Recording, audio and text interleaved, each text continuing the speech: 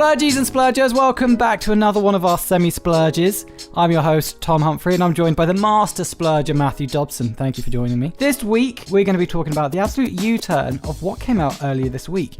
You know that Facebook, that weird app that your mum and aunt still use? Well, it's not actually dead or inactive. It's become rebranded. How weird is that? That's mean I still use WhatsApp. Well, I still use some of what was once a Facebook umbrella app. I use Instagram and I use WhatsApp.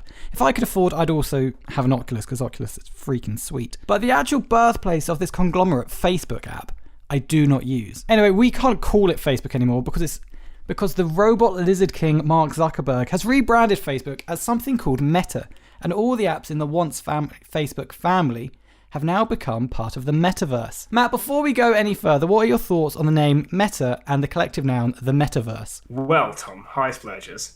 I thought meta is like a fun word, a fun like name for something, but I didn't really get what it meant. I had to give it a little Google and there was like a whole meaning behind it. But when I think meta, I'm like, oh, I'm hearing about a fictional story, and then Deadpool looks at the screen because he knows he's in a film, and it's all very meta. And that's the only time I've ever used it in context. So see, I also looked it up, and the term meta is normally like an extension of something. You transcend something. Yeah, it's always it's a sexy way to say it. So you think it's quite a good name? I think it's a quite good name. I think it's short, it's catchy. I see it as a very artsy-fartsy name that.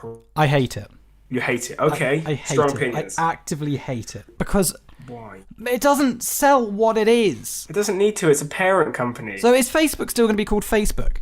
Yes, Facebook. So I thought Facebook was getting renamed to Meta, and then everything else was called the Metaverse. As I understand it, I believe the app on your phone is not going to change their F symbol. Facebook, this social media, will be Facebook. I think Meta will be a social network company that is the parent company to Facebook, WhatsApp, Instagram, etc., etc., etc. Okay. And nobody cares about parent companies. They're just a conglomerate that puts money into all of their favourite social media apps. So a lot of people have been calling this a cover-up. In the last couple of months, a whistleblower has come out saying Facebook isn't a good company and actually isn't putting steps in to keep their users safe. So does this feel like Facebook, or Meta now, are pulling the wool over people's eyes, or with a whole new conversation about Facebook? Or do you think they're just trying to expand and it's just poor timing also alongside the whistleblower's comments? When you say poor timing, I think if we're thinking of it as like a whistleblower thing, it's great timing. They're like, right, we have this news. But it's poor timing because people are now seeing it as a cover-up.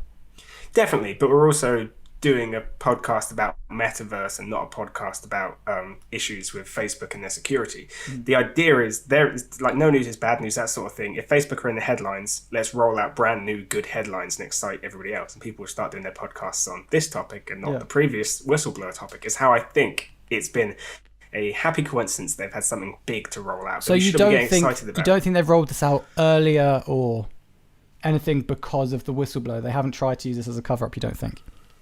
I mean, they might have done. I don't know. Who am I to kind of say yes? Someone with an opinion. I know. And my opinion is That's the point of the podcast. The podcast is that you're allowed to share your opinions on things. You know, you just have like an absence of an opinion. Oh, you're such a wet wipe. Yeah. Get off the fence and pick a side. You love sitting on the fence on stuff. I do not. I always take a strong opinion on things. I think they've rolled this out earlier than they were going to because of the whistleblower. I could believe that. Definitely. I think they've had a lot of bad press in the past year, maybe 2 years, and so they've needed some good publicity. And I think they've tried really hard here to make it a big shift for promotion of pushing the boundaries of where technology goes. And his whole statement, that this is what has really got to me. His whole statement was, this isn't going to make us any money to start with, but down the line it might. And I was like, what? I don't care. This will definitely make you money straight off the rip. Did you watch his video? I did watch his weird barbecue sauce video. Oh, his video was mad. And it was like, and we're going to do our best to make sure this is something for everyone that can be afforded and be used by everyone. Everyone's going to be in the metaverse and everybody's going to be included. And there are some things that are going to cost a little bit, and there are some things that aren't. I was like, there you go. The well, that's where you get your money from, isn't it? It's such a. I don't need it. So one of their biggest announcements is their avatar-driven universe, where in a virtual world you create this avatar, which can now go into their metaverse and interact with their and your avatar pals. And I think that is the weirdest concept that we don't need. It's a weird concept, but I think it's been the idea of the future for a long time, right? But these things have been done before. You mean like games where you create an avatar and you walk around with other people? It's Club Penguin. It's Club Penguin, yes. Yes, it's Club Penguin, or it's... Second Life is a big one. Nintendo Mii's. Yeah. It's been done so often. It could even be pushed to... it's even like Animal Crossing in an extent. You create a character and then your character interacts with other people's character. That's what it is. But I think because of Facebook's large grouping, I think it's dangerous to open up to young children. There's so much about social media being opened up to young children, right? They were going to open up their brand new... Was it an Instagram or something just for kids? Instagram Kids for people under 12? Yeah, mad. It's a mad concept, and they need, like, one of the things that they did say in the video is, like, safety. It needs to be the one thing that we think about first. It's like, it never is. Never is. But what can they do? Can they create police officers to look over that? That seems bizarre. There is no, like, every single piece of technology out there can be used and abused, and is used and abused by the wrong kind of people, and you can't protect it, and just making it even worse. Well, Facebook this year have deleted 1.7 billion fake Facebook accounts. Jesus Christ. 1.7 billion. Which is more than countries have populations in some places. I respect you for not going into any country specific, because countries have populations. I also don't know how many people are in any country. I'm pretty sure Antarctica's got less than that. And you can take that one to the bank. So that is more than the whole of the UK. So everyone in the UK plus extras have their own Facebook account, and they finally got rid of them. Have an extra Facebook account. The UK in 2020 had 67.22 million people. Wow, that's a lot less. Everyone having 5 Facebook accounts. That's nearly everyone having 2 Facebook accounts, an account and one that you can creep on people. Yeah. That's mad that they're deleting that. Yeah, but I can see it. Yeah, I can see it because I'm looking at the article. But it's so bizarre. So do you think this is going to cause more issues to child safeguarding than anything else? Oh, hell yes. Do you? Hell yeah, because it's all about, you can create this avatar, make it look like wherever you want, and then jump online and speak to whoever you want, right? That's kind of what the internet is now, right? Yeah. But this is going to be, like, there are ways that social media have, like, you can protect yourself with, like, blocking your Instagram account so people aren't your friends see it. But people add everybody they want, and people follow whoever they want, and everyone just got into a repetition of just accepting it. So how many people can you invite into your, like, virtual home, and how many random strangers are you going to have accessing or even hacking into all of your stuff? I don't know how it's going to work. I'm just seeing Ready Player One and Black Mirror and all of the stuff that we've been warned about. Yeah. It's going to be amazing, or it's going to be super dangerous. It's going to be super dangerous. I can't see this being an amazing thing. However, you do kind of already see it. I think a lot of these things that they're going to implement is like, I don't know if you've seen this, but in Fortnite they keep doing gigs. So like they'll have a Travis Scott gig, a J Balvin gig, where you can sign in or buy tickets and go onto Fortnite and watch someone perform live in the video game. That is mad. I've never heard of this. It is mad. They've also done it on that video game Roblox. And I think this is just a way that you could see a musician. But would you go and see a virtual musician like this? I can't see myself doing it. I think I'm not the generation or the kind of person that wants to go and do it. But the reason for you to go to a gig is to, like, see the person and be in close proximity to the person and hear them singing, not listening to Spotify, which is practically the same thing as listening to a song for a video game. Yeah, that's how I see it too. But I didn't want to be that doom and gloomster as I always am. But I do think it's going to create a way of experiencing things that you wouldn't be able to normally experience and visit. So I think gigs are going to be all through this. I can see Justin Bieber going, "Oh, absolutely, Zuckerberg.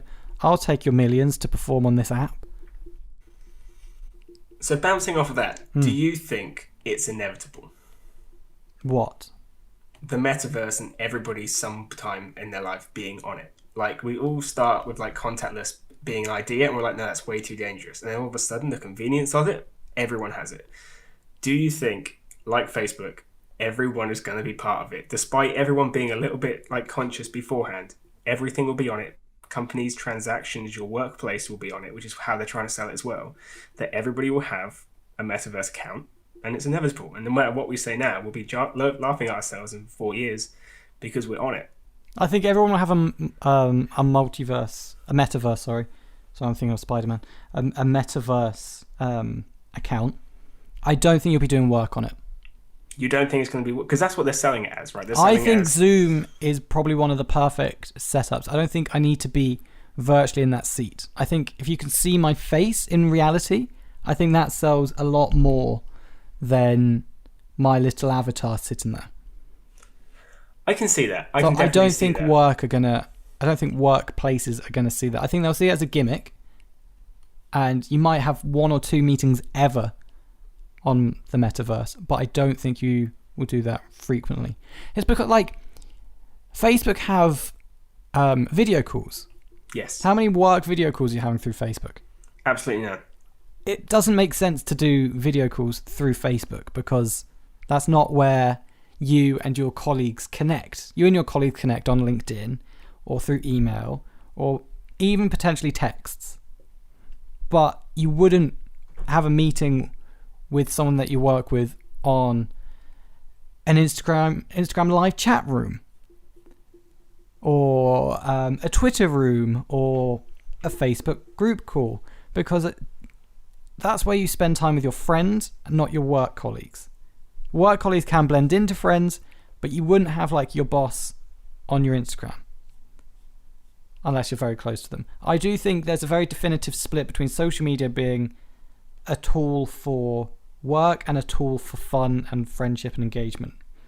And I think because of that, we're not going to be having meetings on the metaverse. I really hope not, because they've released like these little like images and these animations of like what the future could look like with the metaverse, and it shows like 3 avatars around a board table with a presentation behind them, presenting, putting like thumbs up and that sort of thing, as if it was like, it makes everything look like a video game. Yeah, I know, and I don't know if that would help people at work. I don't know if me seeing this as a video game, if that's going to be like, oh, cool, I'm playing working, and it kind of takes the agonizing anxiety of, oh, I don't want to go to work. I'd be like, oh, I'm at work, but in a video game form. I don't know if it gives you that new excitement to play it.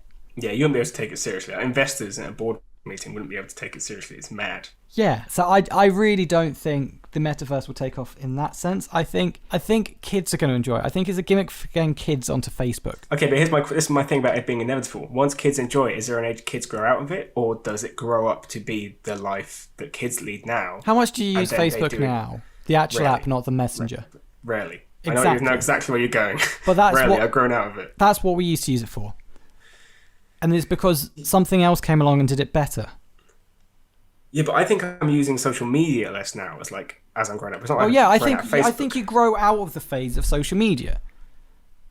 And I think we're in that stage where we can give or take it.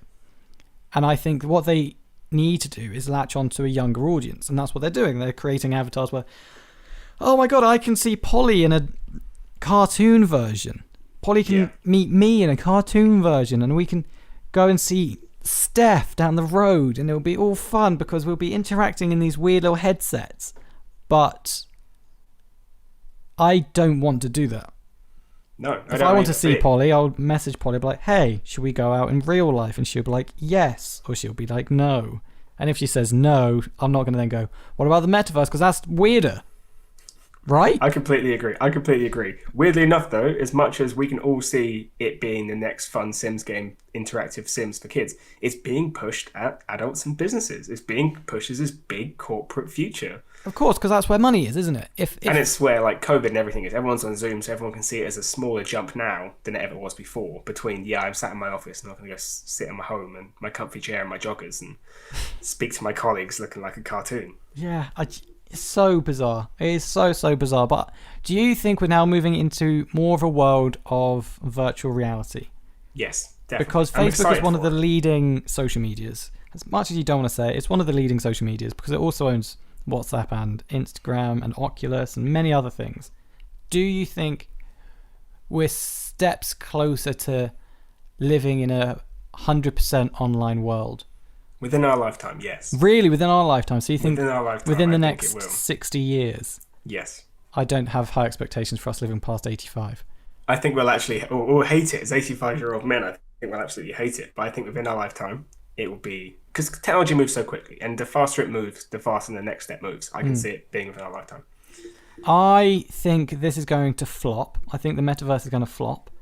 And because of that, it's going to take a lot longer for us to get into this virtual world. But that's just my take. And Splurgies, Splurgers, I want to ask you, what do you think? Do you think the metaverse is going to be great? It's going to be a huge success. Everyone's going to love it. Everyone's going to be on it. Or do you think it's just going to be a bit of a flop and it's a bit of a gimmick and the gimmick's going to wear off very, very quickly?